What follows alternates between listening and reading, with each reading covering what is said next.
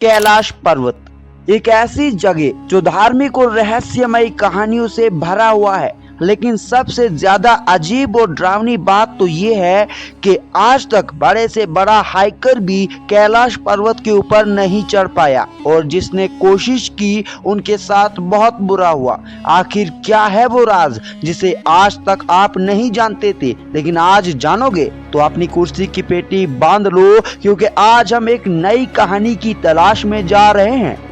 साल 1962 चाइना ने इंडिया पर हमला कर दिया, जिसमें चाइना ने कई जगहों के साथ कैलाश पर्वत को भी चाइना ने अपने हिस्से में कर लिया।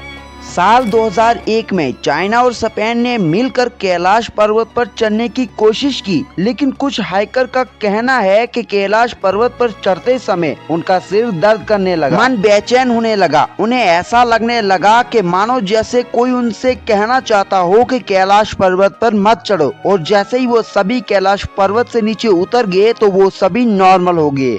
जिन लोगों ने कैलाश पर्वत पर चढ़ने के बारे में सोचा या फिर चढ़ गए, वो या तो रहस्यमय तरीके से गायब हो गए या फिर मारे गए। कहा जाता है कि कैलाश पर्वत पर चढ़ते समय शरीर के बाल और नाखून तेजी से ग्रो होने लगते हैं, जिससे इंसान की उम्र भी तेजी से बढ़ने लगती है। अचानक से मौसम बदलने लगता है, मानो कोई ऐसी अदृश्य शक्ति हो जो कह रही हो कि लौट जाओ वरना अनिष्ट होगा। तो इसका मतलब क्या आज तक कैलाश पर्वत पर कोई भी नहीं चढ़ पाया? तो इसका आंसर है हाँ, चढ़ा है।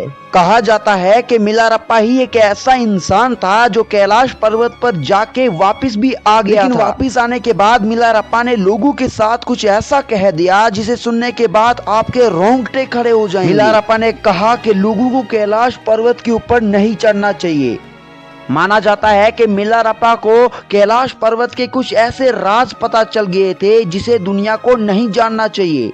कहा जाता है कि कैलाश पर्वत पर जो शक्ति है वो डिस्टर्ब हो सकती है कैलाश पर्वत पर चढ़ने से। खैर, हमारे प्यारे हिंदू धर्म के अनुसार कैलाश पर्वत पर महादेव और उनके संग माता पार्वती रहती हैं, और आस्था की वजह से भी कोई कैलाश पर्वत पर नहीं चढ़ता। और मान्यता तो ये भी है कि कैलाश पर्वत पर कोई जिंदा इंसान नहीं जा सकता।